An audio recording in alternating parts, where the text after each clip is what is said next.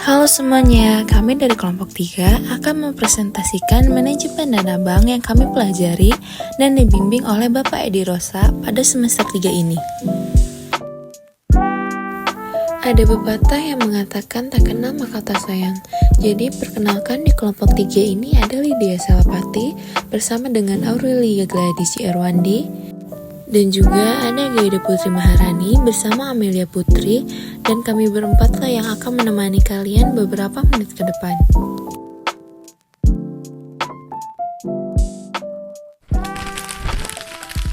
Nah, sebelum masuk ke materi, aku bakalan kasih tahu dulu nih, isi dari presentasi kami ini tuh ada apa aja sih? Disimak ya teman-teman.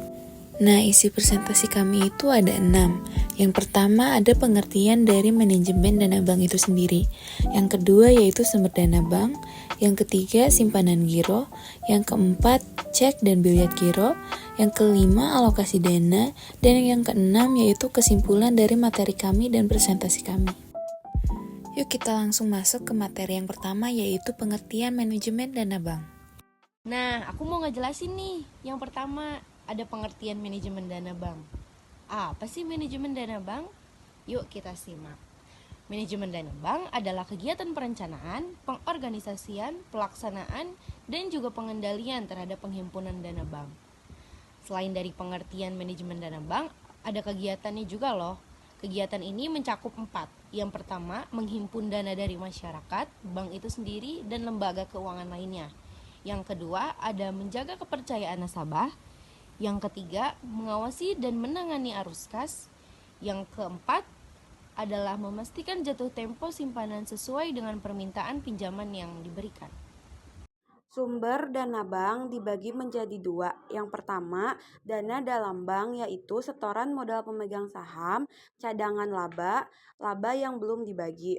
Lalu yang kedua dari luar bank, lembaga, yaitu membantu likuiditas Bank Indonesia atau yang disebut dengan BLBI. Yang kedua, pinjaman antar bank, call money. Yang ketiga, pinjaman dari bank luar negeri.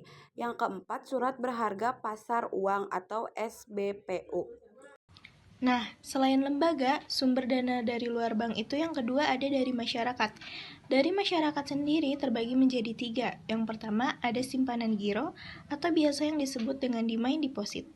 Simpanan giro ini simpanan yang penarikannya dapat dilakukan setiap saat dengan menggunakan cek atau biliet giro. Yang kedua, ada simpanan tabungan atau saving deposit. Simpanan tabungan ini, penarikannya dapat dilakukan setiap saat, dapat dengan menggunakan buku tabungan, slip penarikan, kartu ATM, atau sarana lainnya. Yang terakhir, ada simpanan deposito atau time deposit.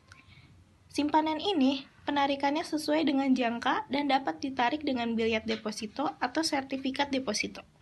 Selanjutnya, kita masuk ke simpanan giro. Simpanan giro adalah produk perbankan yang memungkinkan nasabah untuk menyimpan uang dalam mata uang rupiah maupun asing. Giro juga dapat dibuka oleh siapa saja, termasuk warga negara Indonesia, warga negara asing, badan usaha, dan institusi lainnya yang sah. Dan berikut ini adalah ciri-ciri simpanan giro. Ada 4, yaitu dana dapat ditarik kapan saja selama jam kerja dan menggunakan cek atau biliet giro. Yang kedua yaitu giro sering dilengkapi dengan buku cek. Yang ketiga yaitu giro memiliki batas transaksi yang lebih besar daripada tabungan biasa. Yang keempat yaitu giro dapat digunakan untuk melakukan berbagai transaksi seperti pembayaran tagihan, transfer dana antar bank, dan juga pembelian melalui kartu debit. Selanjutnya ada cek dan biliet giro.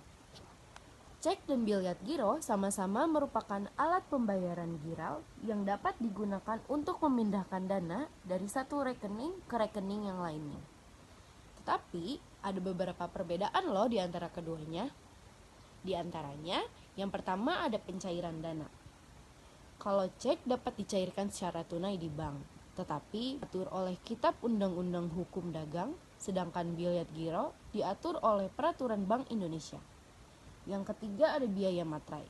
Kalau cek membayar biaya materainya di bank, sedangkan biliet giro tidak dikenakan biaya materai.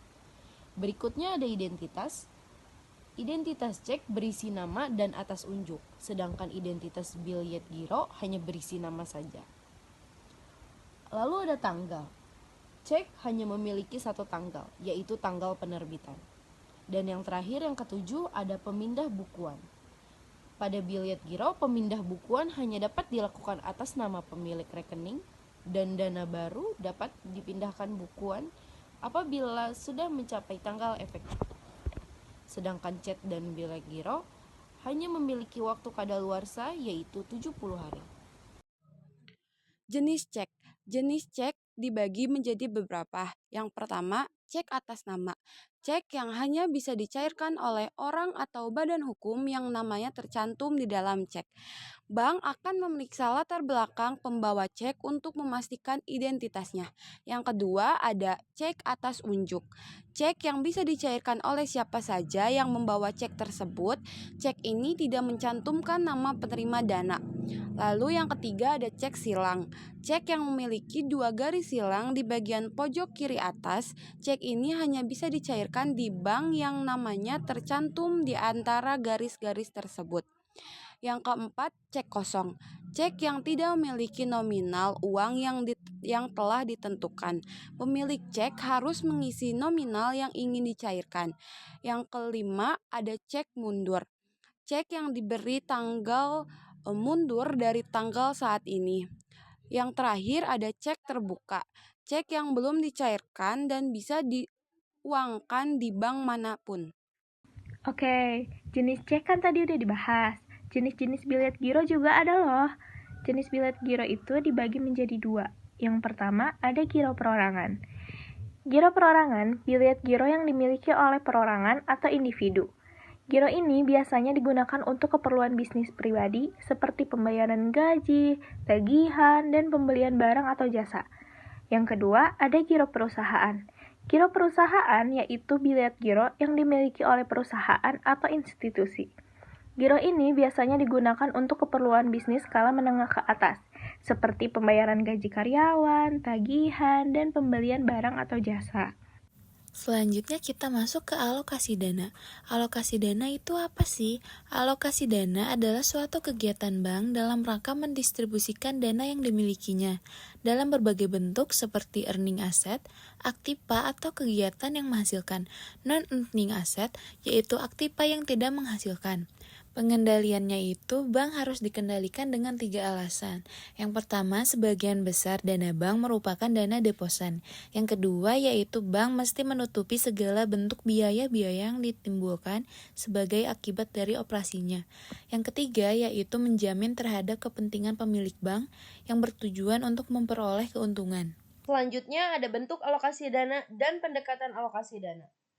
Sekarang saya akan menjelaskan bentuk alokasi dana yang dibagi menjadi 6. Yang pertama ada cadangan likuiditas, cadangan primer, cadangan sekunder, penyaluran kredit, investasi, dan juga aktiva tetap dan inventaris. Yang pertama ada cadangan likuiditas. Cadangan likuiditas diperuntukkan untuk memenuhi kebutuhan likuiditas jangka pendek, baik bersifat primer maupun sekunder.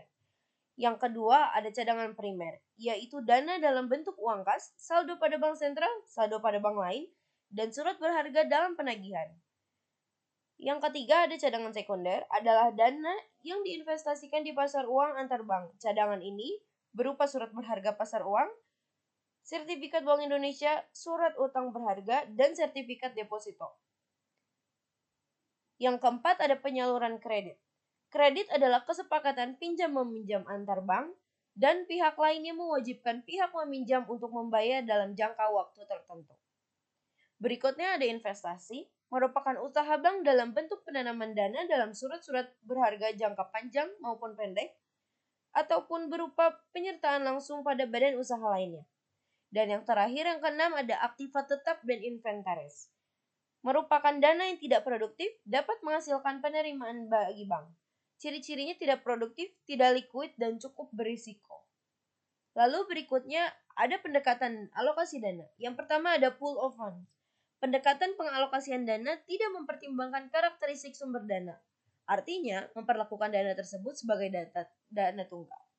Karakteristik sumber dana ini dibagi menjadi 3. Yang pertama ada giro, sangat sangat fluktuatif, yang kedua ada tabungan, tingkat fluktuasinya rendah, dan yang ketiga deposito endapan dana terukur. Yang kedua ada asset allocation, pendekatan yang menekankan pengalokasian dana selaras dengan karakteristik sumber dana. Pendekatan ini mempertimbangkan 3 aspek. Yang pertama ada aspek waktu, aspek rate of return, dan yang ketiga ada aspek biaya. Bentuk alokasi dana. Yang pertama, cadangan likuiditas. Cadangan likuiditas diperuntukkan untuk memenuhi kebutuhan likuiditas jarak pendek, baik bersifat primer maupun sekunder. Cadangan primer yaitu dana dalam bentuk uang kas, saldo pada bank sentral, saldo pada bank lain, dan surat berharga dalam penagihan. Bentuk alokasi dana yang kedua ada cadangan primer. Cadangan primer yaitu dana dalam bentuk uang kas, saldo pada bank sentral, saldo pada bank lain, dan surat berharga dalam penagihan. Cadangan primer dimaksudkan untuk kegiatan sehari-hari, misalnya penarikan dana nasabah, penyelesaian clearing, pemberian kredit, membayar kewajiban jatuh tempo, dan memenuhi kewajiban bank sentral. Masih dengan bentuk alokasi dana, yang ketiga yaitu cadangan sekunder. Cadangan sekunder ini adalah dana yang diinvestasikan di pasar uang antar bank. Cadangan ini berupa surat berharga pasar uang atau bisa disebut SBPU, sertifikat Bank Indonesia atau SBI, surat utang negara atau SUN, dan juga sertifikat deposito. Cadangan ini ditunjukkan untuk yang pertama memenuhi kebutuhan likuiditas jangka pendek yang sebelumnya telah dapat diperkirakan. Yang kedua itu adalah untuk memperoleh keuntungan. Yang keempat dari bentuk alokasi dana ada penyaluran kredit. Kredit merupakan kesepakatan pinjam-meminjam antar bank dan pihak lain yang mewajibkan pihak meminjam untuk mengembalikan dana jangka waktu tertentu. Kewajiban peminjam dapat berupa pokok pinjaman, bunga, imbalan, atau pembagian hasil keputusan jika menggunakan prinsip syariah. Kredit juga merupakan salah satu media utama bank untuk memperoleh penerimaan atau hasil uang. Jenis kredit sangat variatif, baik dari aspek jangka waktu ataupun kolektibilitas atau kemungkinan tertagih. Selanjutnya, yang kelima ada investasi. Investasi merupakan usaha bank dalam bentuk penanaman dana dalam surat-surat berharga jangka pendek dan panjang ataupun berupa penyertaan langsung pada badan usaha lain. Yang keenam, ada aktiva tetap dan inventaris. Aktiva tetap atau inventaris merupakan dana yang tidak produktif dalam menghasilkan penerimaan bagi bank. Ciri-cirinya tidak produktif, tidak likuid, dan cukup beresiko. Nah, setelah membahas keenam bentuk alokasi dana tersebut, kita lanjut ke sumber dana bank. Sumber dana bank yang pertama itu ada dana pihak ke-1. Dana pada pihak pertama bank adalah dana yang berasal dari pemilik dan laba bank. Dana ini merupakan modal sendiri bank yang terdiri dari pertama, setoran modal dari pemegang saham baik lama maupun baru. Yang kedua ada cadangan laba, dan yang ketiga ada laba bank yang belum dibagi. Yang kedua yaitu dana pihak kedua. Dana pihak kedua bank adalah dana pinjaman yang berasal dari pihak luar seperti bank lain, lembaga keuangan lain, ataupun lembaga keuangan bukan bank. Dana pihak kedua juga bisa berasal dari pinjaman bank sentral, yaitu Bank Indonesia. Dan yang terakhir, sumber dana bank dari pihak ketiga yaitu adalah dana yang berasal dari masyarakat, baik perorangan maupun badan usaha yang dihimpun oleh bank. DPK merupakan sumber dana bank terbesar bagi bank yang biasanya berupa tabungan, giro, dan deposito. DPK juga digunakan untuk membiayai kegiatan operasional bank dan disalurkan kembali kepada masyarakat dalam bentuk kredit. Sebagai imbalannya atas simpanan tersebut, bank memberikan bunga kepada masyarakat. DPK juga merupakan sumber dana yang penting bagi bank karena semakin banyak DPK yang terhimpun, maka dana likuid yang tersedia pada bank pun semakin banyak.